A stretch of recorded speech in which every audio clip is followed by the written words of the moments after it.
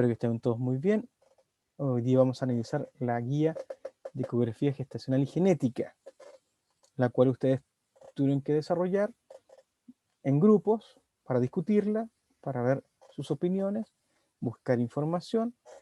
Y este práctico, la parte aplicada que tiene, es que une el trabajo básico, que es de entender la morfología embrionaria y fetal, y proyectarlo a la aplicación médica o aplicación profesional que van a tener ustedes. Entonces, trate de hacer este práctico un vínculo, que siempre dicen que los cursos básicos no se proyectan hacia la parte profesional.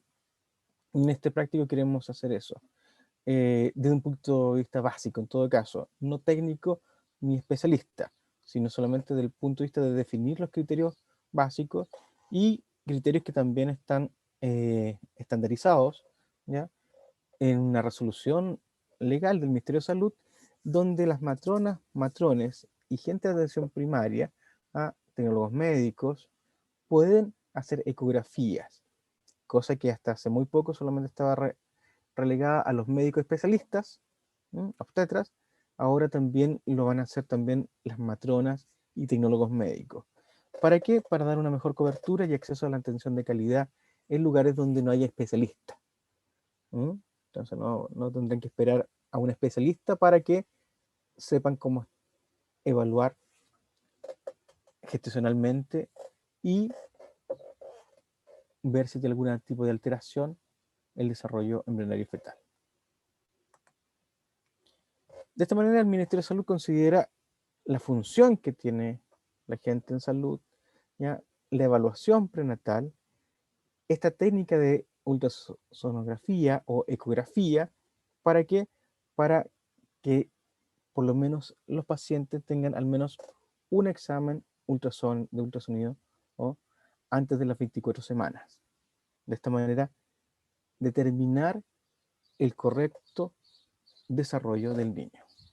De esta manera, tratan de mejorar la oferta de los servicios y por eso documentan esta nueva resolución, que no aplica a los médicos, pero sí aplica que matronas y tecnólogos médicos van a poder hacer estas técnicas y ustedes tienen que saber de qué se trata. ¿Cuál es el uso de la ecografía gestacional? A ver, partamos con el grupo número 10. ¿Quién está del grupo número 10?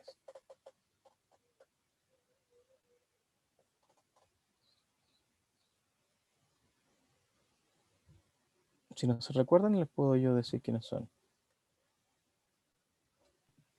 Yo creo que no se acuerdan.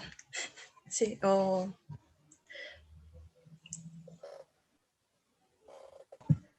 Aunque también puede que no haya nadie del grupo 10. También puede ser la posibilidad esa.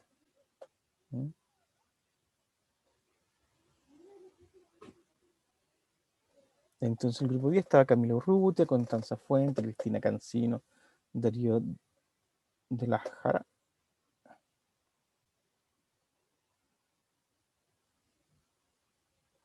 Felipe Valenzuela, Ignacio Muñoz y Bárbara Castro. ¿Habrá alguien? Hola, profesor. ¿Quién está por ahí? A ver. Constanza. Constanza. Sí. Ya. Yo leí un poquito de esto y encontré que el uso que se le daba, en resumidas cuentas, era como para confirmar el embarazo y la ubicación, determinar la edad gestacional, confirmar la cantidad de bebés, evaluar el crecimiento, estudiar la placenta y los niveles de líquido amniótico, eso igual encontré. Investigar si es que hay posibles complicaciones y también sirve como para determinar la posición fetal antes del parto. Muy bien. Todo eso es más o menos lo normal que se utiliza en la ecografía. ¿Y tú crees que lo puede hacer eso bien una matrona o un tecnólogo? Yo creo que si tiene la preparación, sí. ¿Sí? Primero tiene que hacer el curso de embriología, y lo otro es saber utilizar el aparato. Aquí ustedes ven el transductor ecográfico. ¿Cómo es esto que las ondas de sonido puedan verse en imagen.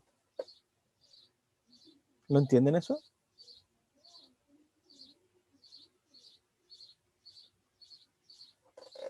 ¿Constanza? Yo la verdad es que no, profesor. ¿No? Me cuesta un poco entenderlo. ¿Tú sabes lo que es un eco? Partamos de ahí, de lo más general. ¿Has gritado en una habitación vacía? ¿Has escuchado algún eco? ¿Constanza? Claro, es como, no sé, cuando uno grita y hay respuesta Uno grita y se escucha algo ahí como que vuelve. que vuelve. Y si, Sí, si uno lo hace en las cuevas, ¿te acuerdas? Las cuevas, están los murciélagos, que también tienen, ellos ven a través del sonido, no tienen una visión muy buena, los murciélagos, por lo cual ellos usan más el sonido, el eco. Entonces, ¿qué es lo que pasa? Si tú gritas y el sonido se demora mucho en volver, ¿a cuánta distancia está el fondo de la cueva de tu posición? ¿A larga distancia o a corta distancia? si se demora mucho en volver, está a larga distancia. A larga distancia. Entonces ya nosotros podemos tomar un tiempo y a ese tiempo darle una distancia. Como el sonido es una constante, uno podría calcular, un software podría calcular la distancia. Y entonces los barcos utilizaron mucho esto, ¿por qué? Porque el sonido se transmite muy bien en el líquido y lanzan un sonar y ellos, dependiendo del rebote que tiene el sonido, ustedes han visto las películas de submarinos, de todo eso, el tut, y ese sonido que rebota, cuando lo vuelve a escuchar, le mide la distancia. Y es importante para un submarino que no tiene ventanas saber a qué distancia está el fondo y no chocar ni con una estructura que esté al frente. Entonces, para ellos, el sonar es muy importante y utiliza el sistema ecográfico, donde hay un eco de un sonido y el que rebota en elementos duros. Como el niño, el feto, está en un ambiente acuático, pasa lo mismo. Cuando uno lanza una onda de sonido, esta rebota en todas las estructuras que tienen alguna densidad. Huesos, por ejemplo, cartílagos, dando una distinta fuerza o nivel a la onda que vuelve y que el sistema, aquí ustedes ven un sistema de digitalización, esto es tomar miles de ondas de sonido que hacen un barrido, ¿ya? Y recomponerlas digitalmente con el computador, ¿no? O con el sistema que tengan electrónico y reconstituye el sonido, pero ahora en imagen, lo transforma en imagen. Y podemos ver partes que no tienen una ecoresonancia y lugares que sí tienen mucha ecoresonancia. O también hablan de densidad al sonido, densidad sonora o ultrasonográfica. ¿De acuerdo? Entonces nosotros ahí podemos ver que se empiezan a ver estructuras. En estas imágenes que me muestro acá, esta es una ecografía de una mujer que no está embarazada, y donde se ve un útero compacto. ¿En qué estadio estaría esto? ¿Periodo secretor o periodo proliferativo? ¿Qué creen ustedes? ¿Qué es lo que vemos nosotros? El útero. Y esto que se ve aquí adentro son las paredes del útero. ¿Cómo lo encuentran ustedes? ¿En qué periodo estará? Sería secretor. ¿Por qué? Yo lo decía porque igual si tenemos en cuenta que están apuntando el endometrio y se ve un poco grueso, debería estar en eso. Además se ve como un pequeño, o sea, se ve como un halo claro que representa densidad y puede ser de las secreciones del endometrio. ¿Esto? Sí. No, ¿Sí? lo blanco, el halo blanco que está en Esto el que está lumen. acá. No, Esto, ese. esto es la vejiga. ¿Ya? Este es el endometrio. Y lo que está mostrando aquí, y lo más probable es que esté, cuando uno ve en el periodo proliferativo, el tamaño del endometrio es bajo. Y uno puede distinguir ahí que la parte funcional también es baja. Y aquí se ve un poco más la parte funcional, por lo cuanto este está quizás saliendo del periodo proliferativo y entrando al periodo secretor. ¿Mm? De esta manera aquí no vemos ninguna vesícula en las paredes del endometrio. Y aquí sí vemos una vesícula.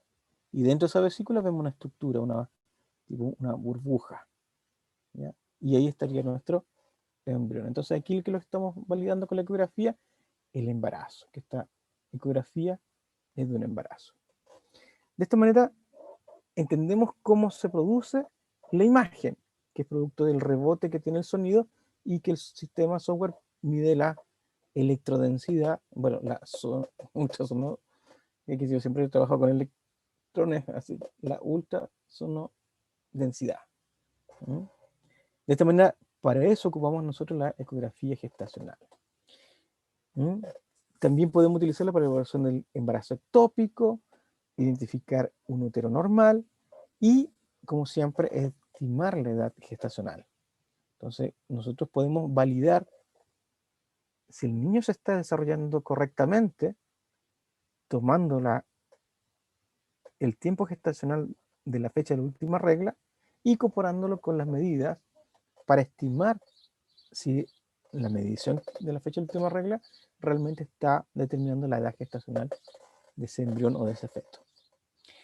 En la resolución que yo les entregué, se supone que el profesional de la salud tiene que ser capaz de determinar el desarrollo embrionario a través de la ultrasonografía, evaluando el saco vitelino, el saco gestacional,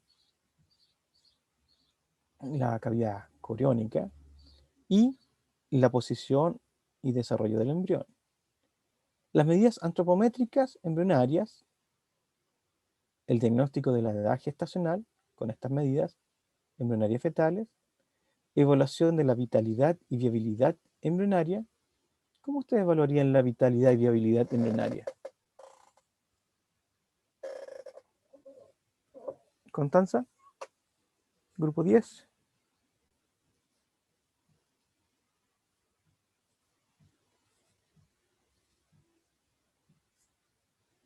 La viabilidad puede ser cuando ya esté más grande por cuánto pesa, lo subirá.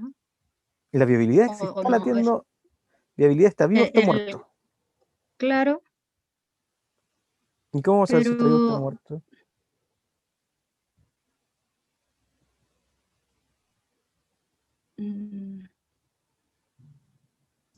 Al día 21 se puede ver si está latiendo el corazón.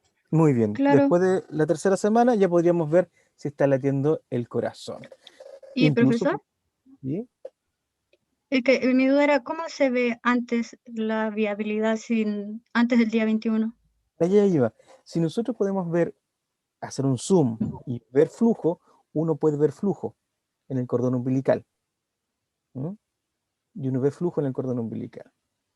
De esa manera ese flujo que hay en el cordón umbilical, uno ve movimiento, ¿ya? No ve un parpadear, sino que ve un traspasar de elementos que se están moviendo continuamente, y eso uno lo puede asociar a que existen ecógrafos Doppler que además de eso dan colores a la intensidad, y uno puede ver flujos, como en los riñones, que en los ecodoppler renales se ve flujo, y esos flujos le dan colores, azul y rojo cuando hay menos flujo y cuando hay más flujo. Entonces uno puede validar eso.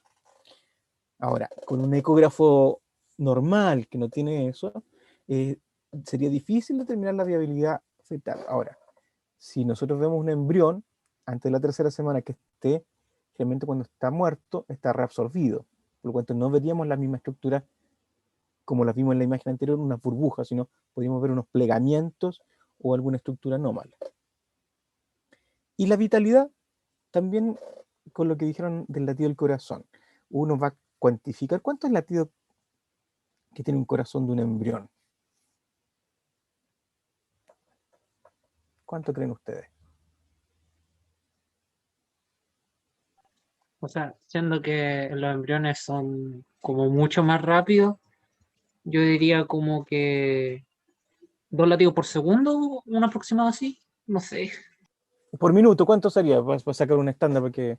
120. 120, ¿cierto? 150, hasta 180 latidos por minuto.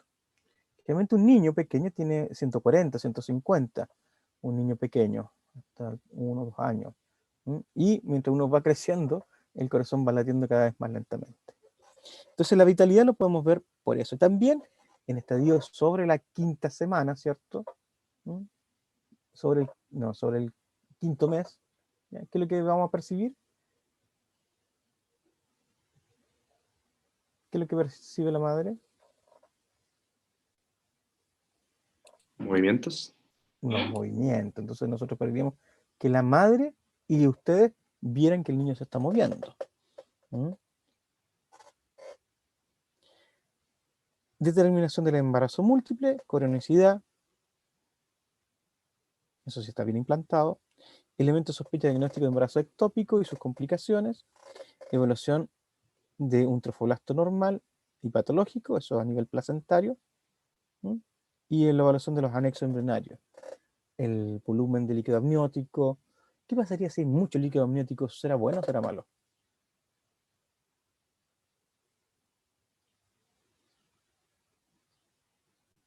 ¿Qué creen ustedes? Grupo 10 y a todos. ¿Será bueno que haya mucho líquido amniótico? ¿Estaría ocupando espacio que no le corresponde o no? Podría aumentar la presión sobre el cuerpo del niño, lo que podría provocar que él se sintiese o estuviese apretándose o recibiendo presiones que alteran su desarrollo. Podrían tener un desarrollo más lento, es decir, ver que el niño está creciendo más lentamente a lo que debería ser normal. Al revés, el oligohidramnio, cuando hay muy poco líquido amniótico, también se ve que existen posibilidades que el niño tenga patología. A veces se pegan estos tejidos a la piel del niño, o los tejidos del saco amniótico, y pueden producir patologías de la piel.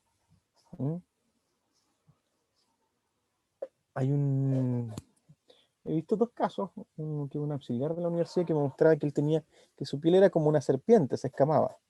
Y él nació con oligohidramnio. Y él asociaba esa patología, y está asociada esa patología de la piel a ese fenómeno. Entonces entendemos cuál es el uso de la ecografía gestacional. ¿Leyeron el texto, cierto, el paper?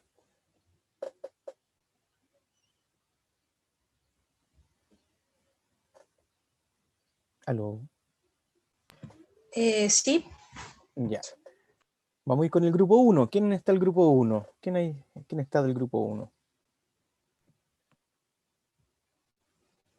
¿Se recuerdan quiénes son? sí, ya vemos varios. Ya. Explíquenme, ¿cuál es el valor que tiene ese texto? Se establecen medidas como estándar pero para la población chilena, porque las medidas varían en distintas poblaciones. Por ejemplo, entre Chile y México hay pequeñas como diferencias en cuanto a los percentiles que se entregan sobre las medidas que se dan en el estudio. Ya. Por lo tanto, es importante tener como la base de las medidas para más adaptada a nuestra población, para poder evaluar bien al feto. Entonces, es importante que nosotros tengamos datos de la región, porque la normalidad, como tú lo planteas, puede ser distinta. Si nosotros nos comparamos con los anglosajones, el tamaño de una persona anglosajón son 20 o 30 centímetros más que el promedio que hay en Chile, por lo cual esperamos que los hijos sean más grandes. Si un chilenito estuviera en un país anglosajón y lo miden con esas reglas, lo más probable es que lo crean que está bajo peso. Por lo cual, ¿qué podrían hacer? Darle más alimento a la madre, provocando quizá una obesidad que puede también tener problemas cuando se desarrolla el embarazo en esta persona. Entonces también es es importante tener estos valores. Ahora, ¿qué diferencia existe entre los datos de esta publicación y los otros índices internacionales? Puntualmente. Las tablas que se generaron en esta publicación, que se comparan los tamaños del fémur, diámetro biparietal y circunferencia abdominal, hay una tendencia a que las tablas que encontraron ellos eran mayores a los estándares internacionales. Entonces había un mayor diámetro biparietal, Sí. un mayor circunferencia abdominal. ¿Eso? ¿Eso es lo que El encontraron? diámetro biparietal era mayor que en un autor, la circunferencia abdominal también tendía a ser mayor, pero la longitud de fémur era similar a los estándares internacionales. Internacionales. Entonces, ¿qué es lo que significaba? Que realmente habían diferencias que eran significativas con otras publicaciones, con otros índices internacionales, lo que planteaba o valoraba el texto que era importante tener estos valores locales, ¿cierto? ¿Y cómo sacaron estos valores locales? Lo hicieron con unas 10 embarazadas, 10 niños, No utilizaron a varias embarazadas. ¿cuántas más o menos? No recuerdo muy bien si eran 1000 y algo o 2000 y algo, pero eran hartas. Eran hartas, ¿cierto? ¿Para qué? Porque tenían que tener un número representativo poblacional. Si uno saca un valor representativo, ¿ya?, de un n muestral muy pequeño, puede que ese n muestral no denote a la población. Por lo cuanto, mientras más datos tengas, más representativa y por lo cuanto más valor van a tener tus resultados. ¿De qué depende el n muestral?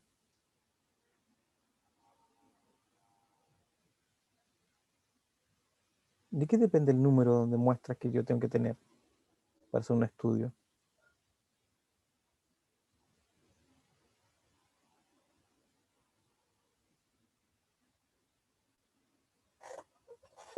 De A ver. los números de participantes que dan su autorización.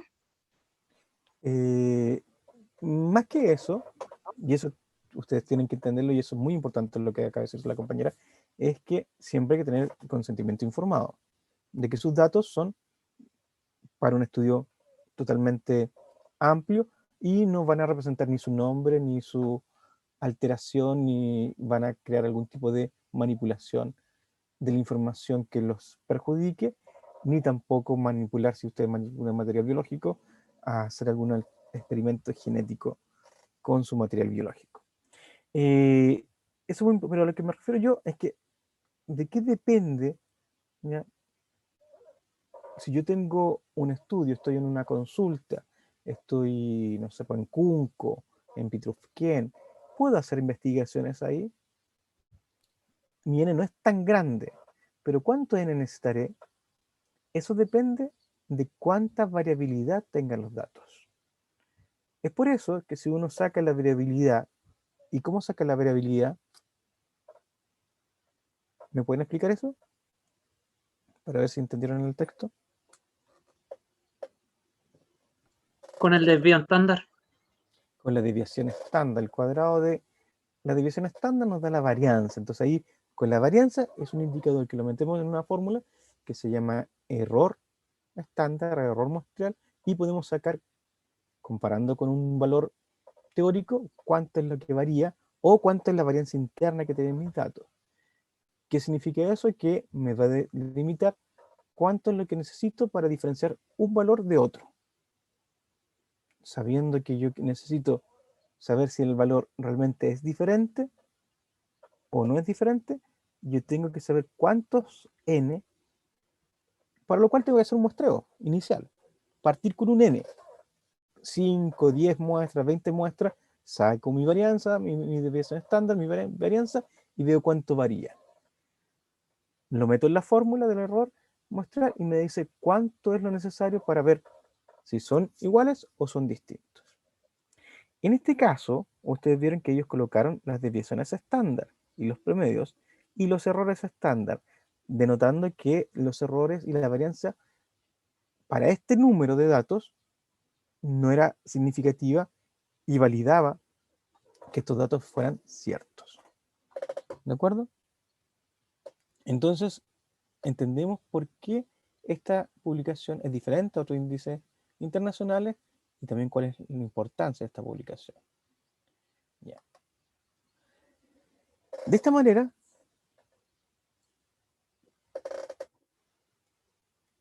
vamos a discutir ahora, vamos en el grupo 1, grupo 2, ¿cierto? Grupo 2, ¿cuál es la explicación y razonamiento que esta ecografía gestacional que realizamos se transforma en una ecografía genética?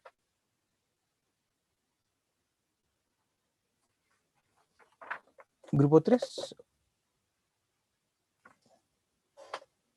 ¿no se acuerdan quiénes son?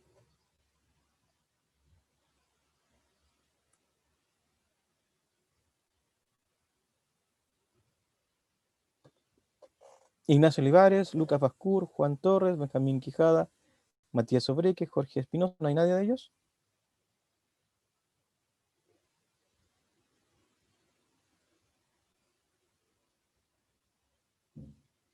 ¿No? Pasemos al siguiente grupo. Parece que no. Pasemos al siguiente grupo entonces, más que no nos detengamos tanto.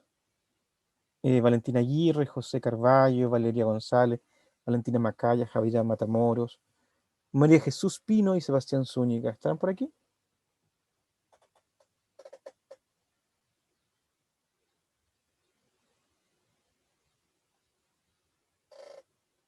¿No? ¿Tampoco?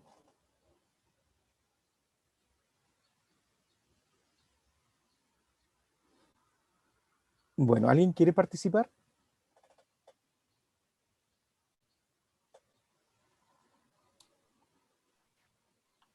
¿Cuándo creen ustedes que esta ecografía gestacional ya no es gestacional? Que se buscan Cuando- marcadores. Marcadores ya.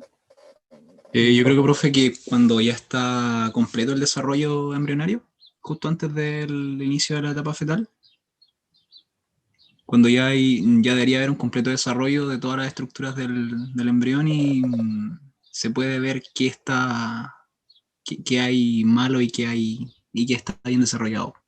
Después Puede del dar periodo indicios de alguna anomalía genética. después del periodo organogenético, entonces. Así es. Entonces, ¿cuándo harías tú la primera ecografía? ¿Después del primer trimestre? ¿Sería válido hacerla entonces ahí? Sí. Sí, entonces la primera ecografía denota que tiene que ser hecha después del primer trimestre. ¿Mm? ¿Y para qué la hacemos después del primer trimestre? Para lo que tú mencionaste. Ver si está todo normal, si está todo desarrollado. ¿Podemos sexar?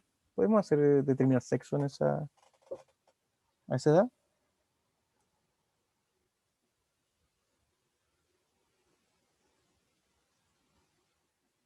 Después de terminar el primer trimestre, después de 3 meses, ¿puedo decirle, mamá, usted va a tener una niña? ¿Va a tener un niño? Sí. Bueno, yo creo que sí. ¿Tú crees que sí? ¿Alguien quería Sí. otra cosa?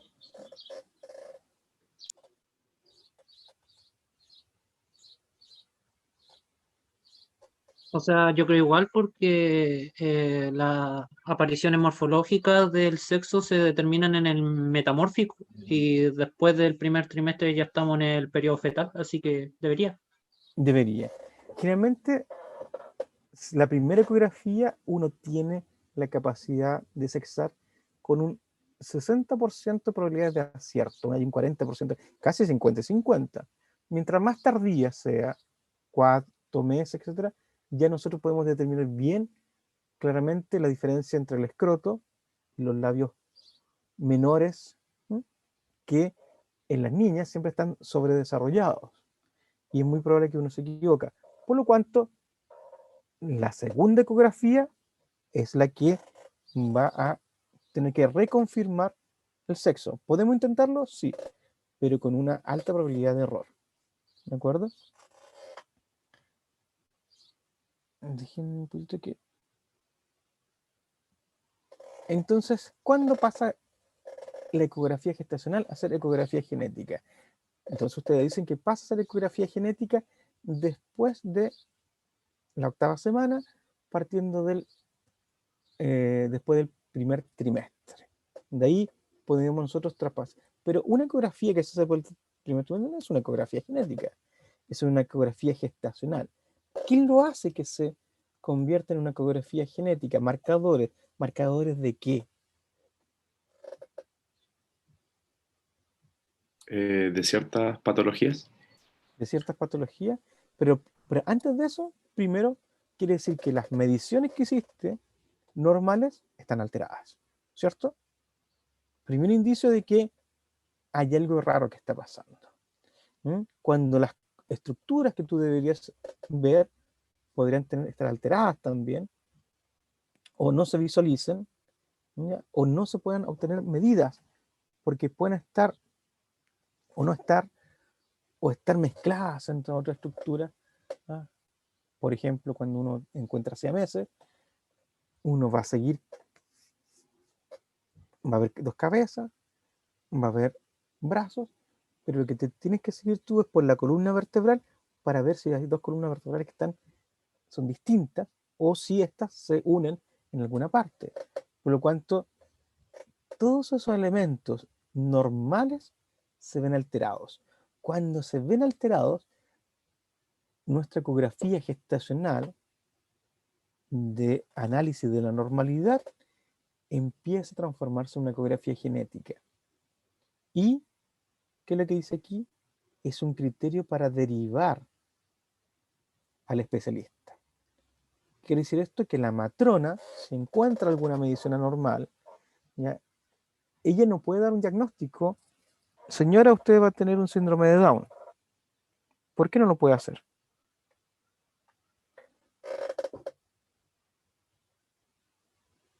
¿Ustedes le dirían a una madre, usted va a tener un síndrome de Down?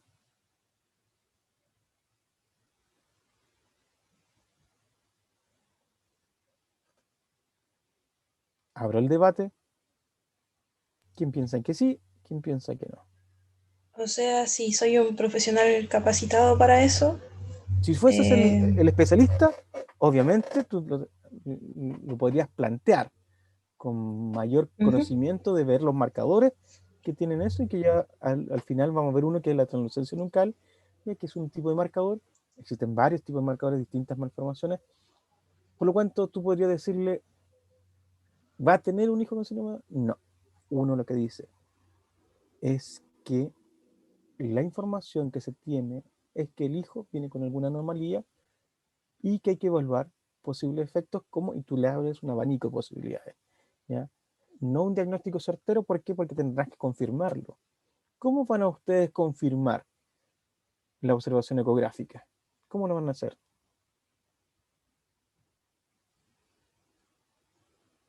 Se tendría que tomar una muestra genética. ¿Y cómo lo vas a hacer? ¿Qué técnica vas a usar? No sé si en esto también se usa la biopsia. ¿Se puede hacer una biopsia? ¿Podemos hacer una biopsia al niño? Rara vez se hace eso. ¿Qué es lo que A se lo hace? mejor no al niño, pero al tejido placentario. Sí, se pueden tomar biopsias placentarias. Obviamente las biopsias placentarias se ven para ver anomalías placentarias, porque la distribución placentaria tiene una proyección distinta al niño. Para sacar células del niño, realmente lo que hace es una amniocentesis. Es tomar líquido amniótico, ¿ya? Y sacar las células que están en ese líquido amniótico y cultivarlas. Que las células que están ahí, que están liberadas, células que no son del feto, del embrión, por lo cuanto no se hace ningún daño al feto del embrión, esas células pueden ser cultivadas y se puede hacer genética con ellas.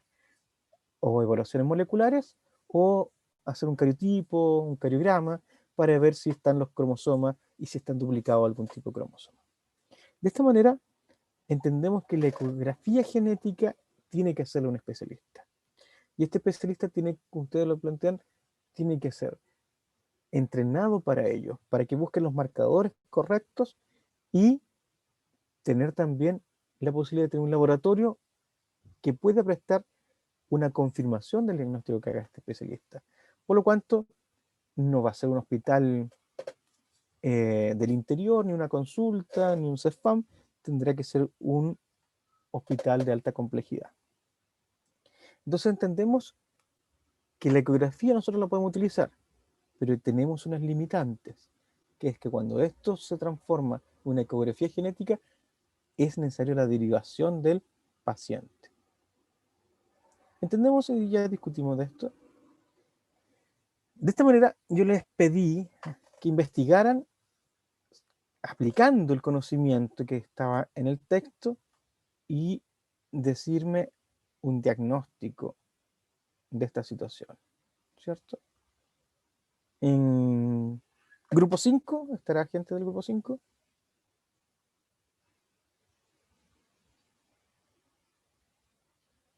¿No? Algunos huyeron. Tengo menos participantes que antes. ¿Hay gente del grupo 5? ¿No? ¿Investigaron qué tipo de, si este niño es normal o anormal?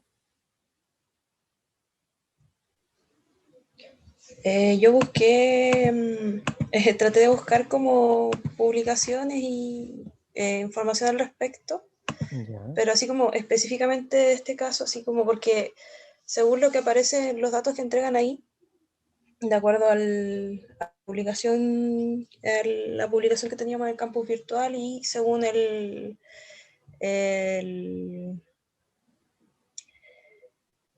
manual un manual del MinSal, que es hay un manual de manejo de todo esto, y que igual tienen tablas con medidas con los percentiles.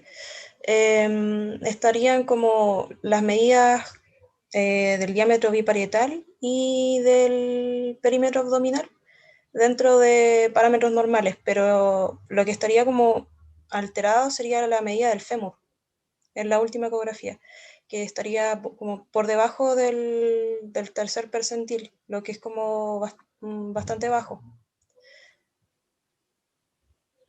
Ya. Si yo te dije, si yo estuviera en lo normal, ¿en qué percentil debería estar? Pero se recomienda que sea como por sobre el percentil 5 o 10.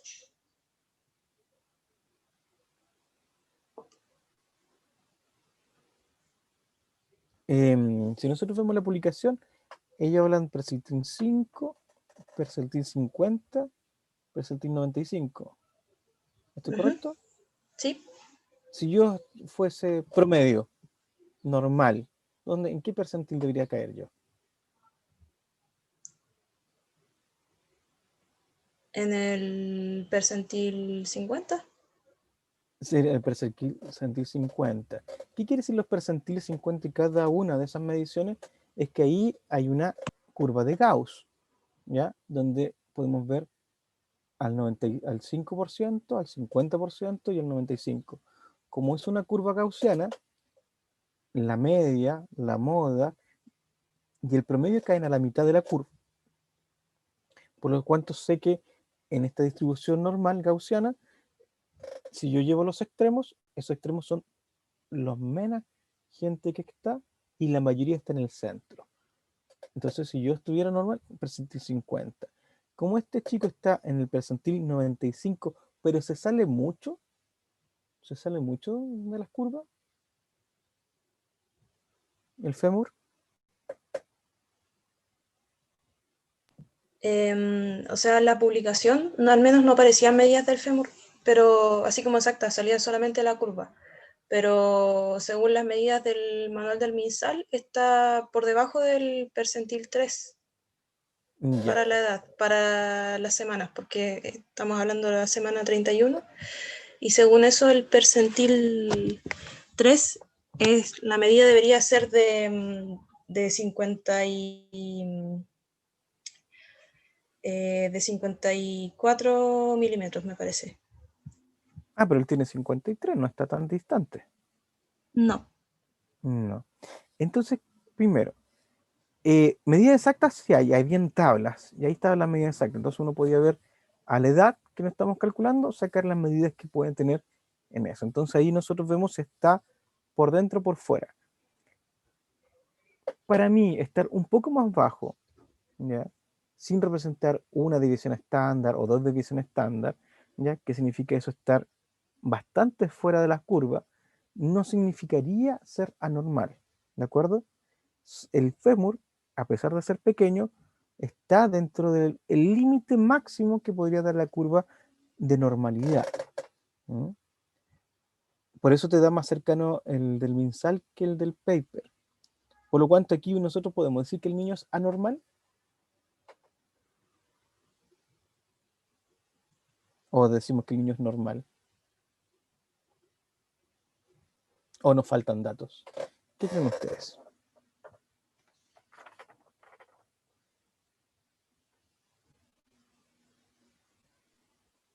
Hola, profesor.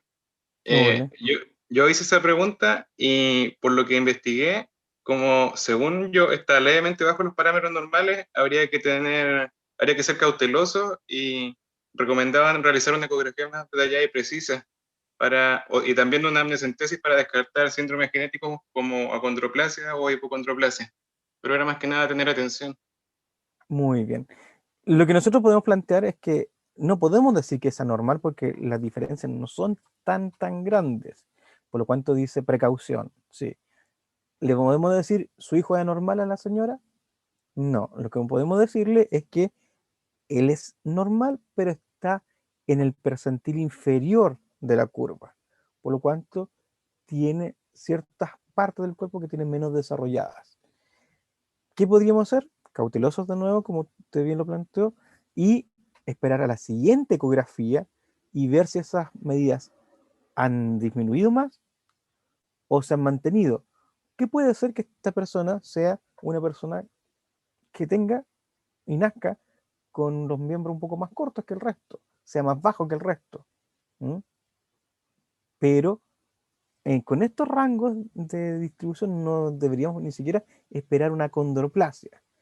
Nos faltarían datos, ¿de acuerdo? Y ese dato, como ustedes bien lo dijeron, si nosotros queremos descartar y se le preguntamos a la paciente, ¿quiere usted descartar algún tipo de patología? Y hacer una amniocentesis para confirmar o descartar en este caso, ¿de acuerdo? Por lo cuanto, en este caso que les planteo yo es un poco extremo, pero su diagnóstico es un caso normal con distribución del fémur en el percentil inferior, ¿de acuerdo?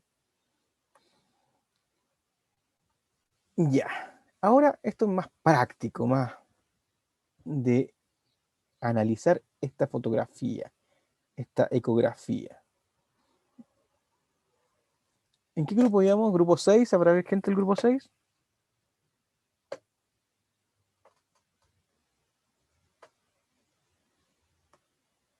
De la Jara, no sé si eras del grupo 6 tú. No, yo era del grupo 10. Grupo 10, ya. El grupo 6 tengo a Krishna combinado, Constanza Gallego. Constanza ya me habló, parece. Paulina Jaque, Anita Torres, Javier Valle, Romina Silva. ¿Grupo 6 está por ahí o no?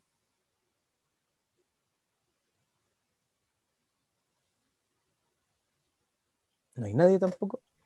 No hay nadie del grupo. Yo soy del grupo 1. ¿Puedo responder Bueno, esa ya, pregunta? responda. ¿Cómo lo hizo usted? Yo, bueno, o sea, como lo más evidente en la imagen es la longitud.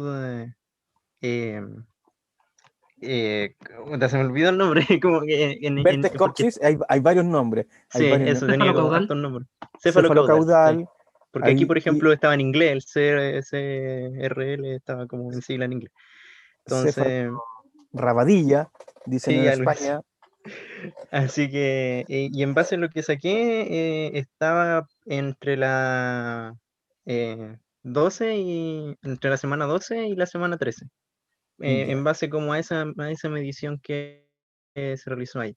Y entre las características, agregué que el feto medía entre 60 a 70 milímetros, Pesa entre 9 a 14 gramos. El sexo es distinguible en cierto grado. La placenta se encuentra formada. La médula ósea produce células sanguíneas. Se puede distinguir el cuello entre la cabeza y el cuerpo. Y un aspecto igual importante era que los riñones ya empezaban a producir orina. Entonces, cuando el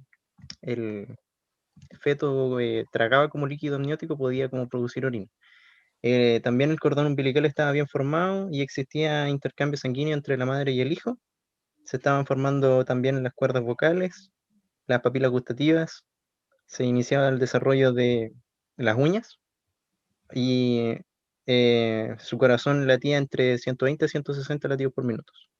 Y en cuanto a la viabilidad fetal, tomando en base que está entre la semana 12 y la semana 13, eso en base como a distintos como maneras de calcularlo, porque de repente habían como ya 12 semanas más 6 días, 12 semanas más 3 días, 12 semanas más 5 días, entonces variaba, por eso lo dejé como en ese rango entre la semana 12 y la semana 13, y que la viabilidad fetal en esta etapa era 0, y porque no, el bebé no puede vivir fuera de la madre, en esta etapa por lo menos, todavía no.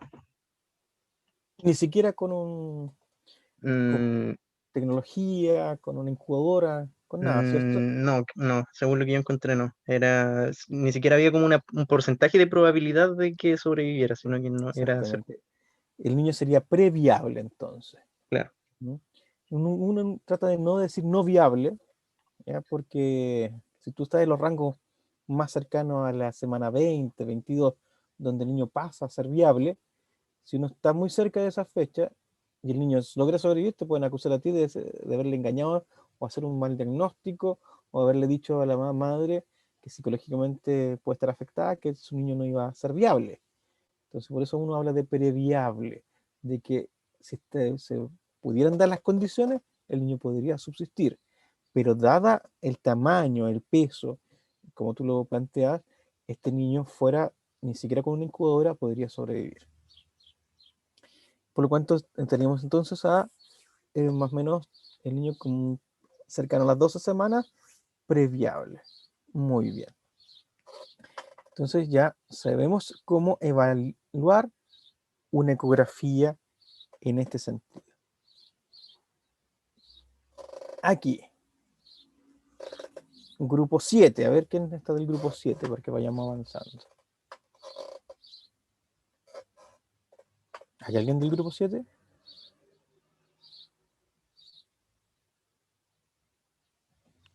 O sea, yo soy del grupo 9, no, Bueno, no sé si participe si hay quieres, si mucho no hay nadie problema. del grupo 7 que quiera participar.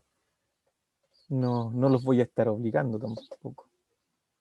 Entonces, ¿qué es lo que plantea usted en esta siguiente actividad? Salí de la pantalla, sí, estoy tratando de volver. La edad gestacional de la siguiente ecografía y los valores de LF, CA y DBP. ¿Qué era eso? ¿Cuál? LF, CA y DBP. El LF es la longitud del fémur, el CA es la circunferencia abdominal y el DBP es el diámetro biparietal. Ya. Como su nombre lo origen. O sea, es bastante obvio lo que quiere decir. Bien. En el caso de la imagen, creo que lo que está indicando es la longitud del fémur, que es ¿Cuál? ¿Cuánto? A ver. de 5.74. Muy bien. Siguiendo esa lógica. Sí, muy bien.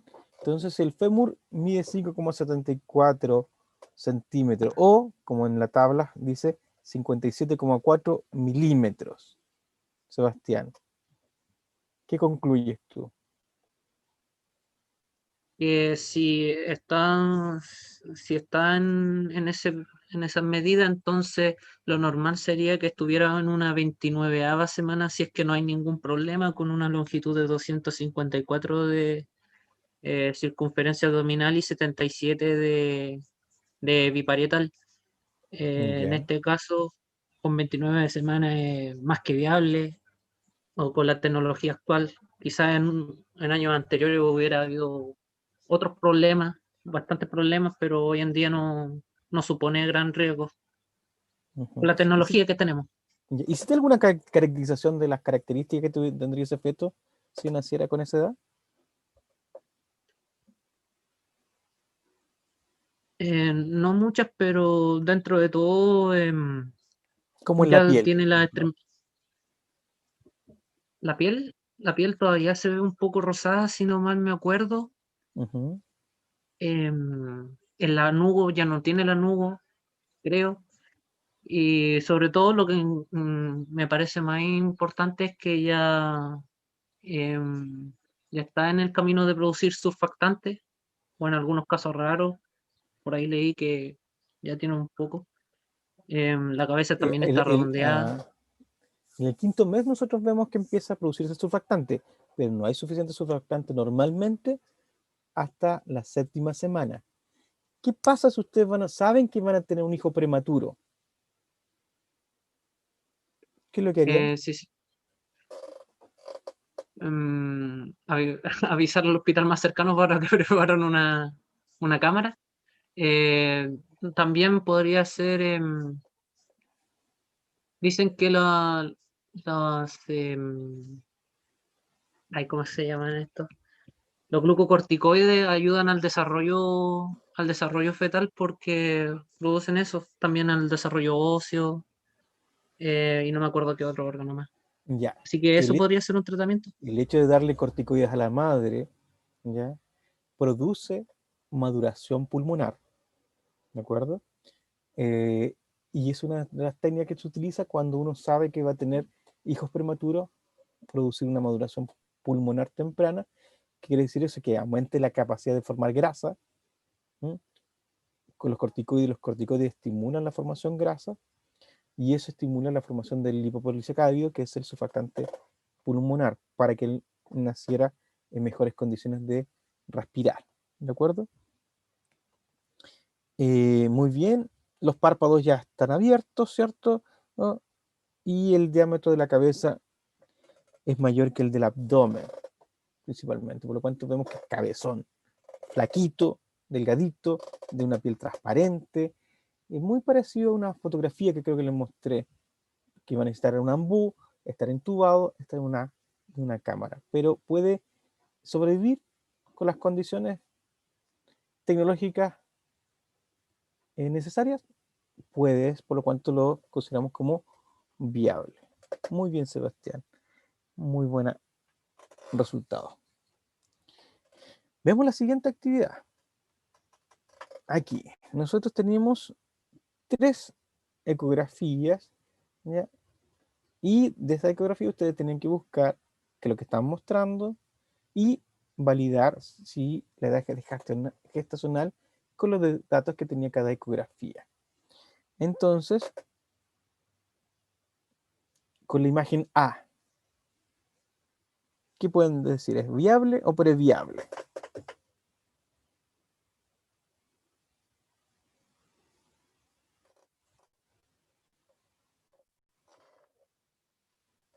Valentina, muy bien, participa. Viable, ¿por qué dices eso?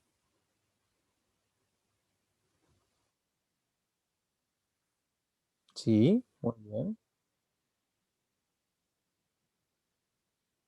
29-30 semanas, por lo cuanto sería viable.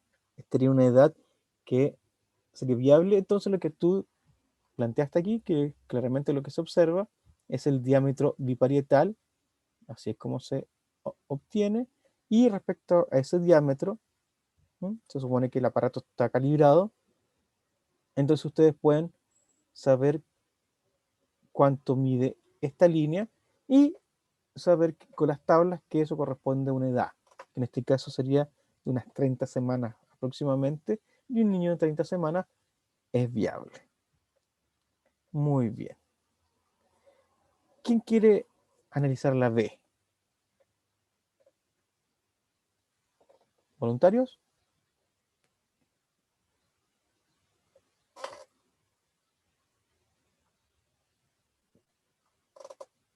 Estaba fácil, ¿no? Ya yo. Cristian Ojeda, muy bien, Sí. Cristian. La imagen se ve que la edad gestacional es de 10 semanas y 4 días y el LCC, que vendría siendo la longitud cefalocaudal, sería de 3.7 centímetros, por lo que es un bebé muy en temprana edad para que sea viable. ¿Cuánta edad tenías según tú? 10, o sea, ahí la imagen dice 10 semanas y 4 días. 10 semanas y Se 4 comprueba días. igual con algunas tablas de otros. Ahí dice que tiene 3,74 centímetros. Sí. ¿Y eso está correcto para esa edad? O sea, no como exactamente, pero sí está en el intervalo. Está en el intervalo, por lo cuanto se confirma la edad de 10 semanas. Entonces, ¿es viable o previable? A las 10 semanas aún no. Aún no es viable, ¿cierto? Es previable. Y esta imagen, ¿quién va a participar ahora? Muchas gracias, Cristian.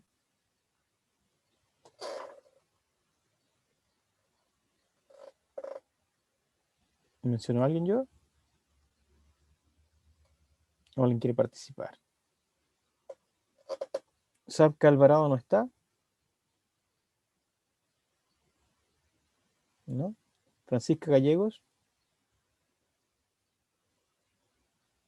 ¿Carolyn González?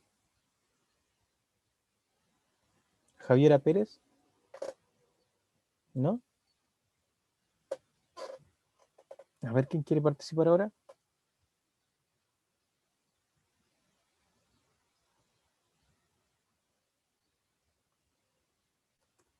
Yo puedo participar, profe.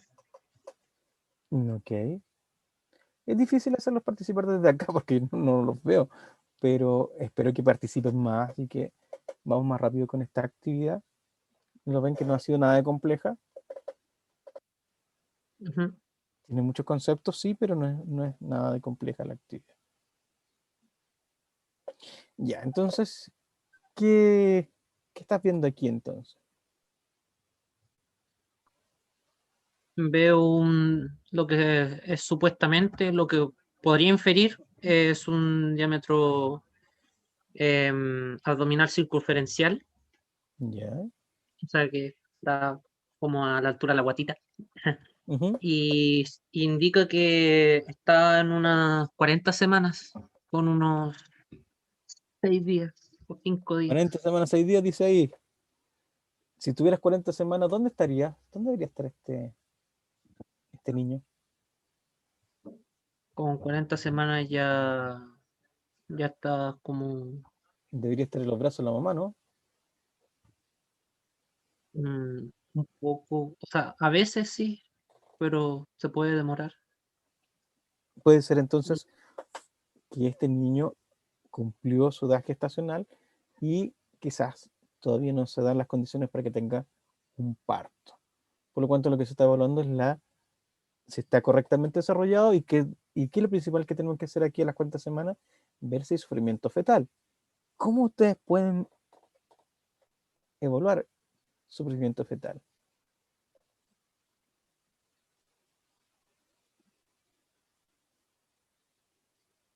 ¿Cómo lo harían? Hablando del ritmo cardíaco. Exactamente. Eso es lo que más nos enseña el ritmo cardíaco. Si el ritmo cardíaco baja de los 100, es que ya tenemos un sufrimiento fetal. Y eso significa que el niño hay que sacarlo. Y para eso se va a cesárea. ¿De acuerdo? Porque si se activa el reflejo de respiración aquí y traga el líquido amniótico, sacarle el líquido amniótico a los pulmones es casi imposible, por lo cual el niño se puede morir asfixiado. Por lo cuanto. Ahora, según los cálculos que tengo yo del diámetro que está puesto aquí, me da 38 semanas, no me da 40 semanas. Por eso digo que este niño, si tiene 40 semanas, 5 o 6 días, debería estar en los brazos de la mamá. Yo creo que lo que está puesto aquí o lo que escribió, no puede que sea de la fecha de la última regla, pero las medidas están hechas 38 semanas. Ahora, de 38 a 40, recordemos siempre que están estas 2 semanas que son de error, que uno puede de repente decir, 40 semanas, tiene que... No, está a 38. Le faltan 2 semanitas para llegar a término y empezar el parto. Por lo tanto, el desarrollo de este niño estaría normal. Muy bien, gracias por la participación. Ya. Aquí yo voy a mencionar gente al azar y quiero que vayamos discutiendo punto por punto. Espero que no se vayan yendo porque yo veo que se están yendo. A ver, Diego Hernández, ¿está por ahí? Hola, profesor. ¿Cómo estás, Diego? ¿Bien? Hiciste la actividad, ¿cierto? La verdad es que no mucho. O No sea, mucho. sí y no. Ya, pero imagínate, una paciente, una señora te pregunta si mi bebé estará sano. ¿Ya? Ujú. Y solamente tiene y en la ecografía me dice que mide 9,4 centímetros. Vertex coccyx. ¿Estará sano? Mm. Yo creo que sí. O sea, yo digo que sí. ¿Y por qué le vas a decir sí? A ver, pero en cada caso la edad que debería tener el feto, y si es normal para su edad. Por eso, Pero, entonces, ¿qué es lo que le deberías preguntar tú a la señora? ¿cuántas semanas de gestación tiene? Muy bien. Y si ella dice, tengo 13 semanas. Con 13 semanas yo creo que está bien. Está bien, ¿cierto? ¿Estará sano mi bebé? Mide 9,4 centímetros.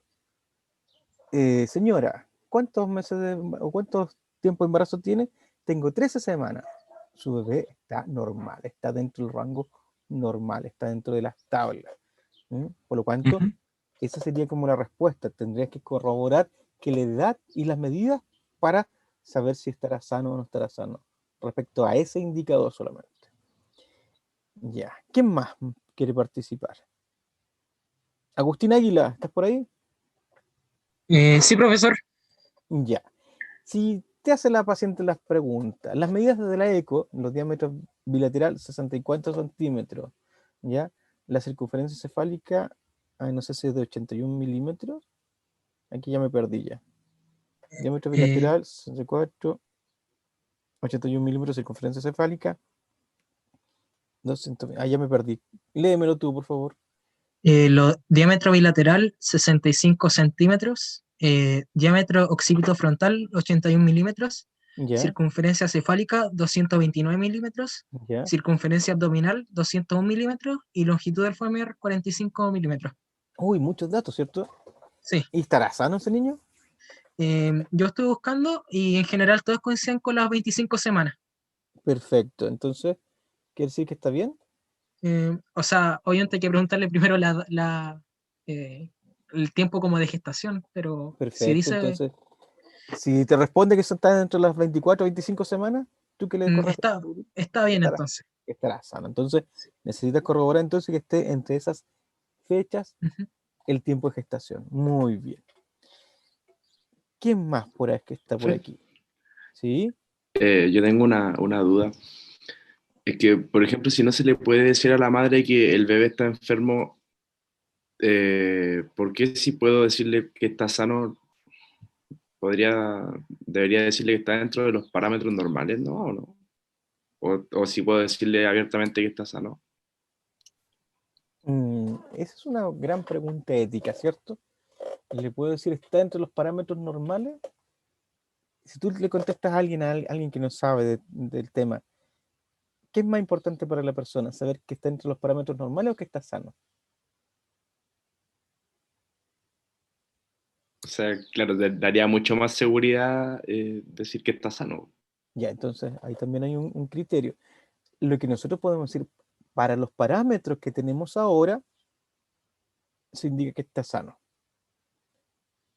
Pueden haber otras cosas que indiquen que va para otro lado que no esté sano.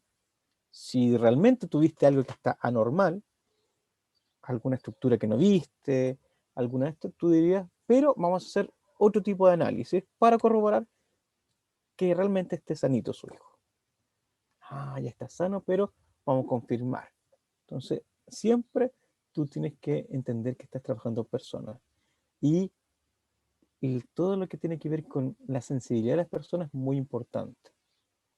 Me ha tocado a mí estar con médicos y otros que no son médicos, que a veces son tajantes, dicen las cosas como son, y suenan tan mal, que las personas, yo he visto que pacientes salen llorando, ¿ya? Y yo les pregunto, ¿pero qué te dijeron? No, dijeron, pero te está diciendo que está normal, lo que pasa es que te lo dijo que hay que hacer otros estudios para corroborar nada más. Ah, ya, y ahí la sensibilidad, la empatía y el lenguaje tiene que ser muy importante. Si tú me dices, sí, decirle que está sano, quizás no sea lo más correcto, pero sí es lo que más va a dejar tranquilo a tu paciente. Si ahora tú detectas algo que está anómalo, también tienes que tener el tacto suficiente para decirlo con la suficiente marco para saber qué cosas decidir. Por ejemplo, imagínate si tú le dices, tenemos que hacerte un aborto. ¿Mm? Lo que va a querer ella saber si se puede evitar el aborto, ¿ya? Entonces, ¿qué palabras vas a utilizar tú? Tiene que ser muy cuidadosa, ¿de acuerdo? Entonces, muy importante lo que tú planteas. ¿Es correcto decirle que está sano? Si ella te pregunta si está sano, yo creo que es correcto decirle que está sano. Si de repente tú ves que hay algo alterado, tú dices hay que seguir evaluando y va a ser el examen el conclusivo. Tú vas a tener que rendir un informe y eso tú le vas a tener que colocar distintas opciones. Podemos hacer este tratamiento, podemos hacer este tratamiento o podemos hacer esto, según las probabilidades que tenga. Ya, avancemos. ¿Quién no ha participado? ¿Daisy Pincheira está por ahí? Sí, profesor. Ya, Daisy. Si el fémur es de 53 milímetros, está en el percentil menor que 3, y mi bebé pesa 1.381 gramos, 1 kilo 381 gramos, ¿estará sano? Mm.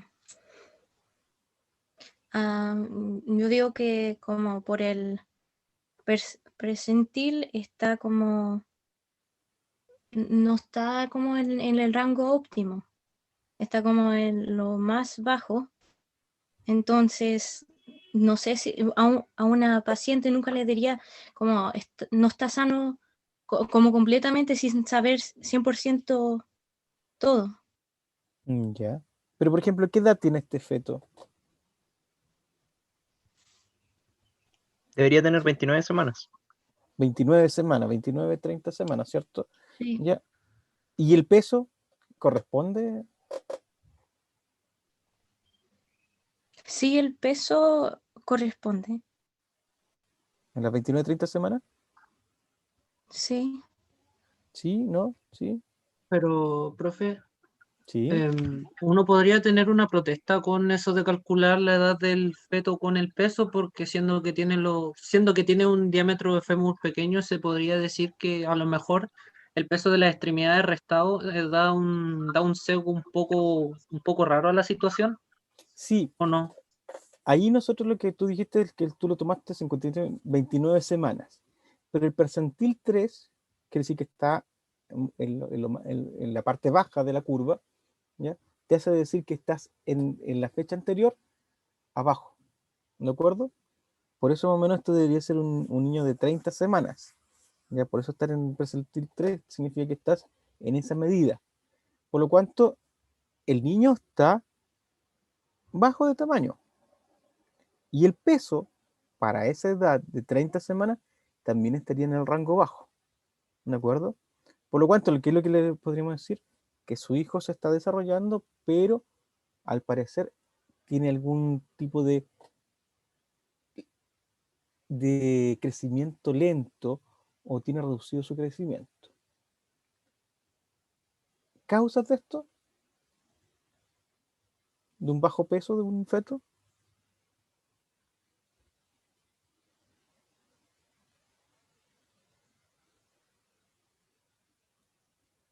y reducción del crecimiento. ¿Causas?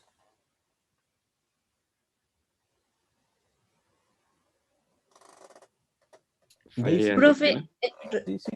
Ya. Hablen. Pero de uno. yo iba a decir eso, disculpa. Ya, Daisy, tú primero. No, disculpa, yo iba a decir lo que recién dijeron. Ah, que no escuché qué dijeron. Bueno, falla endocrina.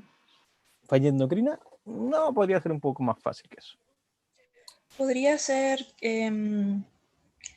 por un tema de la placenta, del líquido que tenga, que podría estar limitando el crecimiento. Y también podría ser genético o simplemente podría ser que sea un bebé pequeño, Ya. normalmente pequeño. Usted sabe lo que es la parsimonia, ¿no? Dijeron por el chat también que por dieta deficiente. Ya, pero primero respóndeme. ¿Sabe lo que es parsimonia?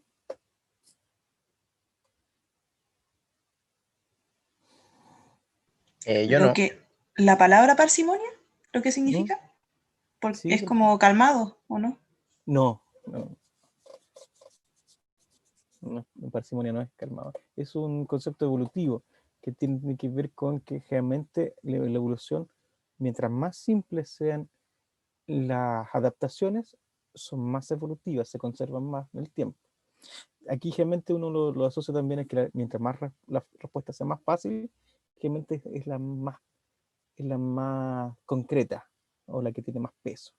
¿Ya? Y aquí lo que dice Rocío es lo que que puede la madre tener un déficit en la dieta, faltarle vitaminas, ¿ya? Preguntarle de qué grupo socioeconómico es, si realmente tiene baja la dieta, ustedes le pueden dar leche, alimento, ¿ya? Se les puede dar.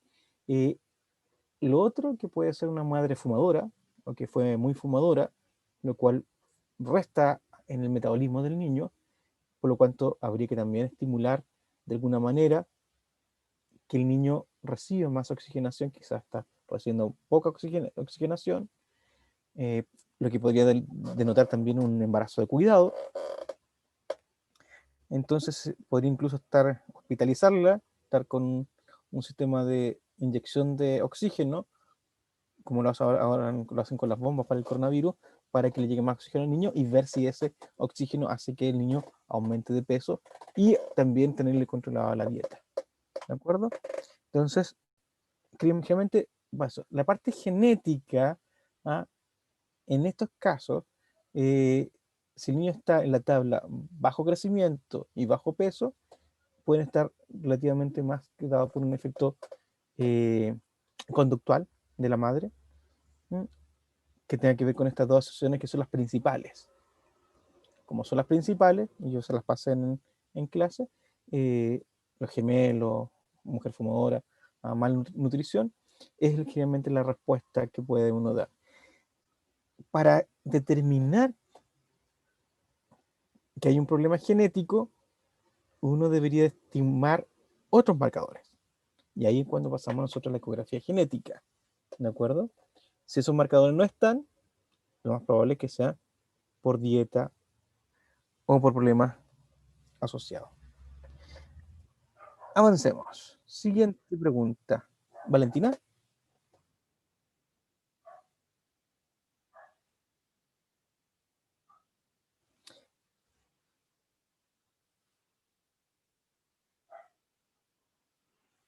Generalmente tú tienes que ver el percentil. El percentil te indica la posición en la curva. Si tú lo colocas en 28, con esa medida vas a estar en el percentil 50, ¿cierto? Entonces no se correlacionaría con que aquí dice que está en el percentil menor de 3.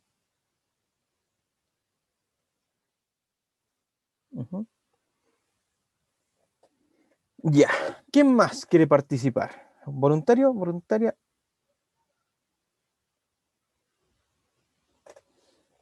O yo lo designo. Rodolfo Millán, ¿estás por ahí? Hola, sí. Sí, Rodolfo.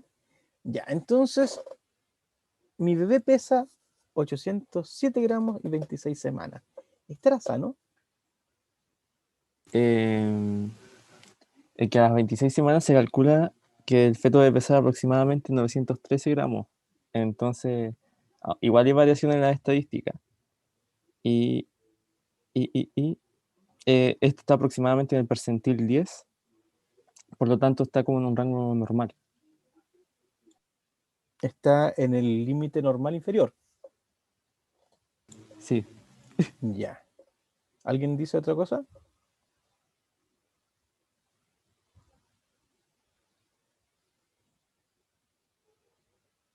Entonces, ¿qué es lo que le diría usted a su paciente? Su hijo está en el rango normal, pero bajo peso, ¿cierto? Porque, sí.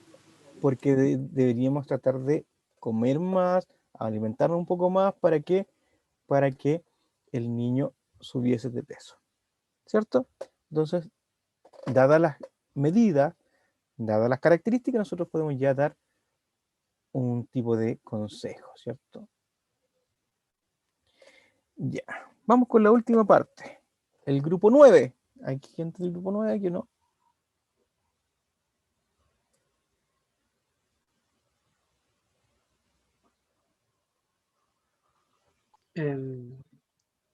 Yo. ¿Quién es yo? Sebastián. Sebastián. Te voy a ser sincero, no investigué la pregunta específicamente, se me pasó. Ya. Entonces un poco vergonzoso. Investigo que haga un aporte. Supongo que el grupo hizo lo mismo que tú, no lo investigó. Profe, yo leí esto. Ya, a ver. Pero lo vi así como de una manera como muy al aire. De hecho, andaba buscando como otra información y me topé con esto. Bien. Que tiene que ver con el síndrome de Down. Uh-huh. Que si había como una alta translucencia, se podía asociar con síndrome de Down o con otras enfermedades. Ya.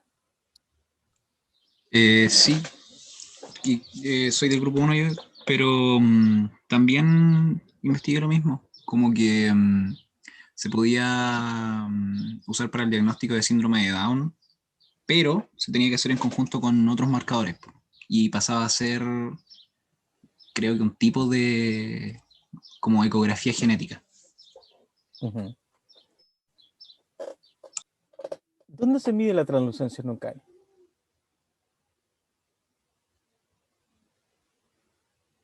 Entonces me dirán, en la nuca, profe, en la nuca. Sí, en la nuca. Pero exactamente, ¿qué está ahí? Ahí nosotros vemos el cuarto ventrículo, ¿ya? Encefálico. Y nosotros vemos el pliegue que está ahí, el grosor que hay entre el cuarto ventrículo y la piel. Esa parte, si se engruesa, ¿ya? Y hay un espacio, uno habla de la translucencia nucal. Y ese espacio, ese grosor, es la que está determinada. ¿Por qué? Porque los diámetros, las proporciones que tienen los síndromes de Down son distintas. ¿Mm? Nosotros, hay un video que no sé si se los coloqué ya, que es el video en el vientre materno, que en la última parte habla de cómo se puede identificar estas malformaciones, principalmente con ecografía 3D. Pero uno lo que percibe es que el cuello, por ejemplo, es más corto, es más ancho, tiene pliegues, los dedos gordos están retraídos, ¿ya? Y asociando todos esos elementos, la translucencia nucal es la primera que uno puede observar para tener un índice muy temprano si hay alguna malformación congénita y que uno podría decir, esto puede ir a un síndrome de Down. Los otros valores que les comentaba yo, diámetro del cuello, posición de los dedos gordos, se puede ver también del tercer trimestre, pero se confirma más hacia el final. En algunos países, si se ha confirmado el síndrome de Down en el tercer trimestre, o antes del tercer trimestre, que lo que se hace en Inglaterra, por ejemplo, se le da el visto bueno a la mujer para que aborte. ¿De acuerdo? Entonces, por eso hay mucha gente que utiliza este valor diagnóstico de la translucencia nucal para determinar si realmente hacen una amniocentesis o no la hacen. Por lo cuanto, la translucencia nucal es un marcador que uno puede utilizarlo para determinar si hay una malformación congénita y tempranamente decidir hacer una amniocentesis. Si eso se correlaciona con que la mujer es añosa, es decir, es muy no quiero decir vieja, ¿cómo puedo decir eso? Que tiene mucha edad, sobre los 45 años, 40, 45 años, uno podría presuponer que podría tener algún tipo de malformación congénita. Por lo cuanto, obviamente a esa persona se le va a evaluar tempranamente la translucencia nucal. Y de esta manera lo más corriente es que se utilice para evaluar la trisomía 21. Bueno, de esta manera hemos llegado a todas las actividades que yo les coloqué y hemos visto cómo lo que nosotros hemos visto en el curso podemos aplicarlo en los conceptos para analizar una publicación en el ámbito de la obstetricia y de la ecografía gestacional y cómo esto nos puede llevar a una aplicación futura. Ustedes pueden bajar esta resolución que está de la ley y pueden ver cuáles son los requisitos que se necesitan para llevar a la práctica esto.